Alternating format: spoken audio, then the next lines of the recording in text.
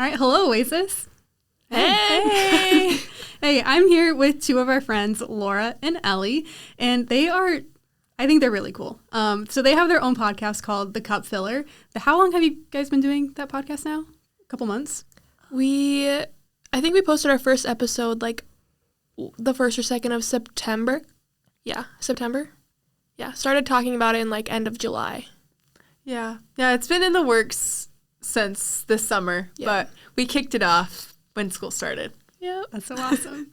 But they're two of our ladies that lead small groups for us here at Oasis. They're also athletes at SDSU. So you do hurdles, right, Laura? Yep, 400-meter hurdles. And then Ellie, you play basketball? Basketball, yep. Yeah, and one of the reasons why I asked them to be on the podcast is that we're talking about what it means to actively live out your faith on campus. And Laura and Ellie are people who just model faith really well, because faith is kind of two parts. It's first being poured into and then also pouring yourself out. And so just keep that in mind as we kind of go on. But we always start our podcast with a mixer. And so I have a question for you. What is just one of your favorite memories about SDSU? We were talking about this. We're like, what are we going to say? I'd say maybe for me, like on the basketball side, winning a couple Summit League championships has been really cool. Seeing hard work pay off with my teammates, and we basically live every day together. So I think that, and then on the other side of it, just creating solid friendships with people like Laura or other friends that I've met here at SDSU. Yeah, and I would echo all that on the track side of things too.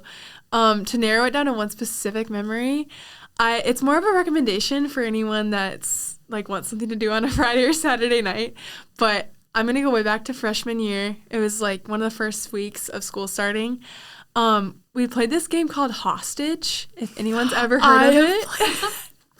It was me and a bunch of teammates. We got in our cars. We got dropped off in the middle of nowhere in Brookings, outside of town, running around like fools. It was such a blast. I don't know if I've laughed harder since, which is saying a lot. But yeah, that was one of the core memories at SSU, obviously, with track and small group, all the different things that I've been involved in. Like, there's been so many memories, but that has to be a highlight. Wait, so like, were you with anybody or were you alone? We got dropped off in like groups of 2 or 3, I think. Okay. So it wasn't just that'd be crazy. one person. That would have been terrifying.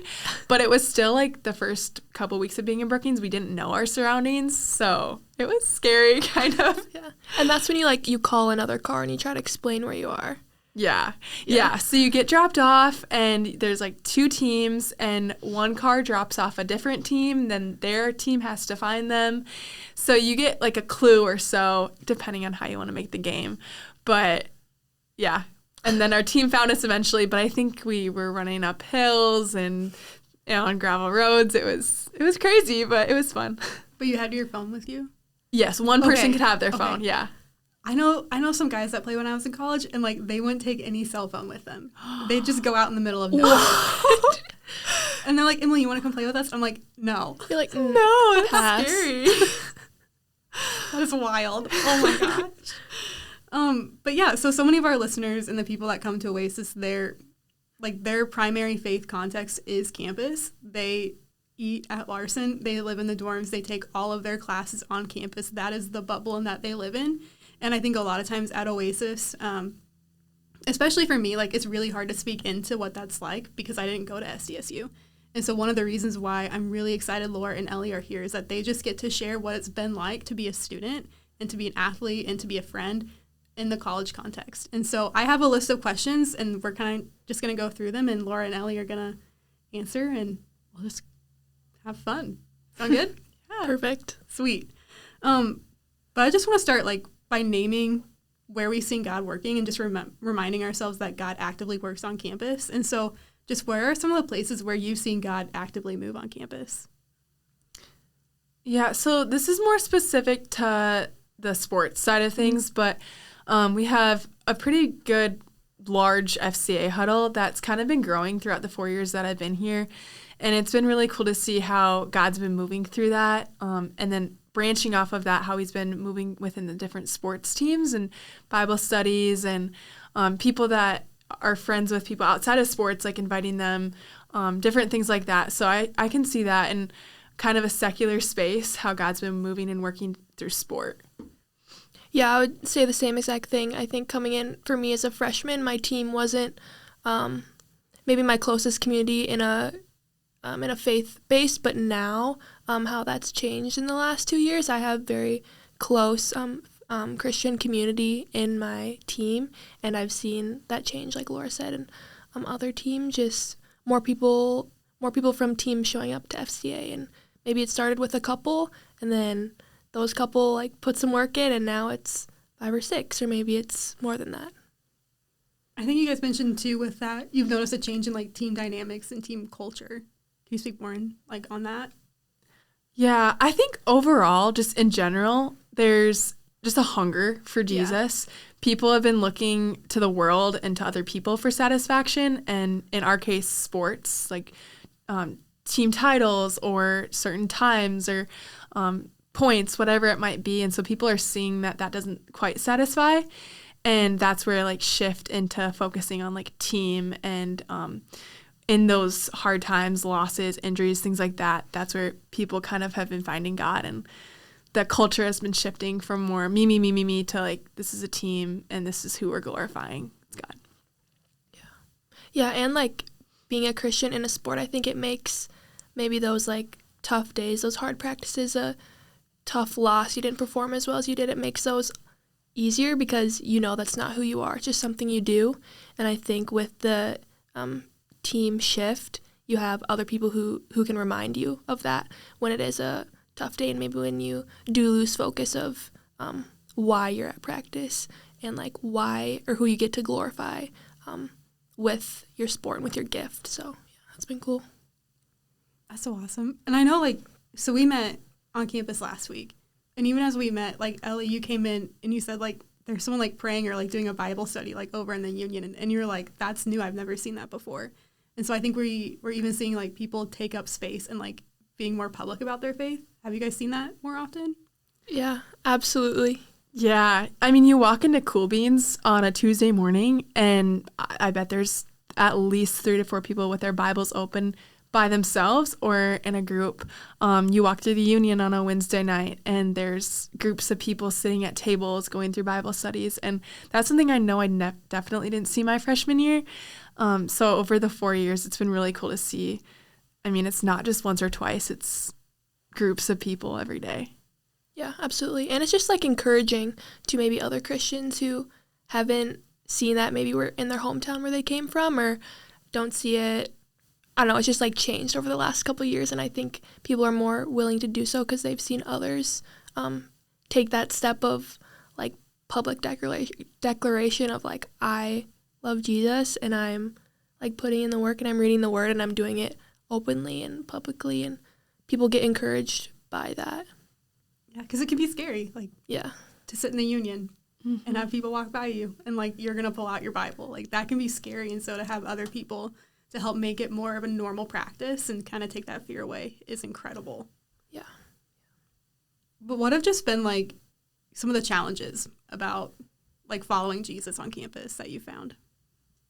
I would say maybe for me, especially coming in my freshman year, I was scared of maybe having that hard conversation that needed to be had right away. Maybe say you're in a friend group and you go to Oasis or you go to church and you hear a good message and you want to make a change in your life or you want to take a step of faith, but it's really hard if you're the only person doing it. And I think it's hard to bring that up maybe in a group of friends when you're unsure what they'll think of you or if you're going to be alone in it. Because, I mean, it's easier to do something in groups or in pairs in community. And, I mean, God wants us in community, and 2 is stronger than 1. Yeah. Yeah. I think there's 2 big things. One is we're in a kind of an interesting part in our lives where we're not with our families anymore, and they're not telling us what to do or maybe directing us in that sense every single day. And so there's just this societal push that like college is where you find freedom and you get to do whatever you want and experiment, all this stuff. And so you really have to kind of choose like, what am I going to do with this freedom? And I think for a lot of Christians coming into college, it can be a space where they think like living half in, half out. Like, oh, I can still go to church and do all these things, but then I can also do all these maybe sinful things, and it is kind of whatever. So I think one of the hardest things is to fully surrender and just step both feet into Christ, and maybe that's sacrificing those nights out or different things like that to, find true freedom in Christ. And then on the other side is that boldness. I think that can be really hard because people maybe have a idea of what a Christian looks like, and just a perception that might not align with what following Christ really is. And so it's hard to kind of like break that, like, no, this is who Jesus really is. Like, this is, I don't know, just breaking that idea, I guess, of what they have about church that might not be true. Do you feel pressure, like, as a Christian to have, like, certain behaviors when you're on campus? Like, Laura and Ellie are the people who always say nice things. Like, Laura and Ellie are the people who always get their work done. Like, do you feel any type of pressure like that? I think maybe in some situations, maybe to, like, quote unquote, say the right things, not swear, those different things. I think sometimes it's accompanied with, shh, she's coming, like those sorts of things. I don't know. You know what I mean? Yeah. Yeah, I would say, especially when you are maybe taking those like first steps of faith and boldness, pursuing Christ, I think that's when it can be maybe hard to hear those like whispers or like be perceived in a certain way. But I think once you do like fully surrender and like understand that like living for God and living in a way that pleases Him, then I think the other voices kind of diminish, and you can, focus solely on God and hear what He has to say and speak into your life in that way. Yeah, that's really good. Like, I'm sure it's like jarring, like when you first start living full out for Jesus on campus. But like as you hear from God, you're encouraged by Him, you have people that support you, you realize just like how much delight like there is in like fully stepping in to follow Jesus. Yeah. I remember hearing comments like, oh, you're like the FCA girl, or you're maybe like good girl, things like that. And I think I've come to a place where it's like, that's like a compliment to me to be associated with like FCA or being a church girl. Because, as Christ, we do want to like publicly live for Him and be an example. So if people see you in that way and maybe say it and make it known, I think that's a compliment and you should take it that way. I think we mentioned too, like, I asked you guys, like, what are some of the places of darkness? And you mentioned one of them was just, like, very outspoken, like, atheist or, like, I don't like God, those kinds of beliefs from professors or other students. Yeah, I definitely have experienced that in my experience here. I think because it is SDSU and I think for the most part, everyone's heard about Jesus. Yeah. Maybe not everyone's following Him or following Him closely, but for the most part, everyone's heard of Him. I think those professors specifically, or people, I guess, that talk lowly of Christians or use quote-unquote science to kind of deframe us, if that's the word. Yeah. I think those situations have been hard because they are like authority figures. And so in the space that I'm in, like science, and that has been difficult. So I will say that has been a challenge, but also it's given me an opportunity to personally like know like, okay, well, he's or she is someone I can pray for and share my light and faith if there's an opportunity. But either way, it's a person that I can pray for. That's awesome. There's like definitely a challenge, but you follow it up. Like there's an invitation with it of like, yes, this person doesn't believe. And I know that because of how loud they are about it. And so I get the opportunity to pray for them. That's awesome. Yeah, I don't have any from that. I think we also talked a bit about like drinking culture and just how that how very enticing it is and how very stuck in it you can get, even if you're dissatisfied with it, with how connected it is with community. How have you guys just kind of seen that play out with some of the people that you know and your own experiences? Yeah, I think coming in as a freshman, it can be, overwhelming, the drinking culture. I did not come from a family that ever had alcohol around, so I remember being overwhelmed. Yeah. And there's this, pressure to fit in and find friends. You come in as a freshman and you want friends, you want people to hang out with. And I think it's kind of shoved in your face. Maybe that's in the dorms or Snapchat stories or different things like that. It is definitely just in your face, and you can feel left out. FOMO is huge. I think a lot of times I've heard people say they had a really hard week and they just need to have fun, and they think that drinking is gonna maybe solve that problem. And I think that kind of becomes almost like an idol, that's gonna fix their problem, when God is only has that true fulfillment for them. And yeah, so I think it's a mind shift and maybe a little bit of an idol too. Yeah. I think at SDSU specifically, it's kind of just become what you do. And all year round, at the football games, at move-in weekend, and then all the way through, it's freezing, there's nothing to do, now we go out. And I think it's just kind of, like I said, what you do. And so that pressure is just even more so.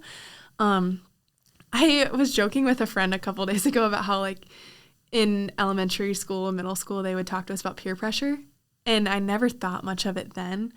But over the years, I can see how little hints and people will say something even small, how that peer pressure kind of, and then when it's a whole college and 20,000 people with that pressure of drinking and getting drunk and all of that, it's even more so. And so I would say it's huge here, but I think it's encouraging to see that people are going against that and finding there's other things to do on a Friday or Saturday night, and it's okay to go and not get a beer or do something like that. And so, I don't know, I think it's shifted a little bit, which is encouraging. I think it's also become that has been accompanied with having fun. I think in our Bible study, we've kind of talked about I think as Christians sometimes we're labeled as not fun. And when I think about that, I think that's a lie, because ever since I've gone full in with my faith, I've had way more joy. I have way more laughter in my life. I have way closer friendships. And so, yeah, I think not having that be associated with fun and realizing that with Christ, not only do you get true freedom, but your life is fun and joyful. And I think that's a stigma. Yeah. Yeah. That's not the right word. And I think it kind of goes in stages too. You have your freshmen that come in that maybe have never experienced anything like SDSU party scene, anything like that. And so curiosity and wanting to fit in, make friends, all that. And so that's kind of the thrill and the rush right away. And so then it turns into every single weekend and blacking out. And I think it doesn't ever necessarily change in the sense that it's, still overindulgence and stuff, but it just people become more numb to it. And so maybe they're not going as crazy on the weekends. Maybe they're not getting quite as dressed up or whatever that might be, or going out as late. But I think it still kind of remains throughout the 4 years, especially if they're this is my time to do all this and have fun. And unfortunately, it's just the way that kind of college has become. So then on the flip side of that, if you are a freshman or sophomore, there then comes this loneliness of if you're not going out. And so I think you guys mentioned it's really hard to say no because I don't know where else I'm going to find friends, and I feel lonely and I don't know where to go. Yeah, I think I was actually thinking about this on the ride over here, how I think one of Satan's greatest tactics is making us feel alone or isolated, and because God values community so, so much. And I think about we've talked about this on our podcast before, like sheep. God says he's our shepherd and we're sheep, and sheep are protected when they're in their flock. Like a wolf is not going to be able to come and like take a sheep when they're protected by their flock and by their shepherd. But when they kind of wander off by themselves into isolation, like that's when the wolf can get them and Satan can like attack you. And I think it's like looking in the right places and like not giving into the lie that like you're the only one and nobody else is living this way or going against like the social norm or and so looking in the right places, Oasis, small groups, being bold. Yeah. I will say I've been very fortunate, and I'm sure you could say similar things within a team. There are certain quote-unquote excuses. So like, oh, I have a meet tomorrow. Like, I'm not going to go out. Those sorts of things. Not everybody has that. But I think it does give people an opportunity to stand up and say like, well, what if we did this on a Friday night instead? Or go play hostage. Be careful, obviously. But just kind of like, it only really takes like one person to just say like, what if we didn't do this? Or I love to get dressed up. Like it's always like a fun thing to do. What if we went out to eat instead and then just had like a girls' night? Or for guys, I don't know, go hunting at 5 a.m., duck hunting. I know you guys like to do that. Like, so just kind of those alternatives. And if one person speaks up, I don't know, it kind of just helps other people, like you said, to follow the flock. Mm-hmm. That's so good, like taking initiative of what you want your community to look like and what you want your community to do. That's so good. So we kind of like talked about the challenges. There are some places on campus that are like pretty dark. So how do we, like, what are just some practical ways that we can like remind ourselves that God is good and that we can keep walking with him as people who are college students on campus?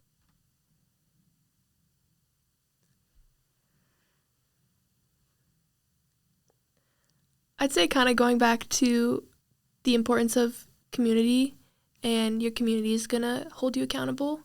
And maybe that's meeting one-on-one with one of your close friends and like studying the word together, being vulnerable, telling them what you're struggling with, have them pray for you because prayer is so powerful and it works. And having that one night a week where you go to Bible study and making that like a non-negotiable, and different things like that.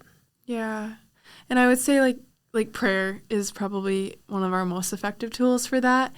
But alongside prayer for opportunities, so opportunities to be bold, I will admit there was a couple weeks ago we were doing class introductions, and I was literally wearing a shirt that on the back that said unashamed, and it was Paul's, like, I'm not ashamed of the gospel.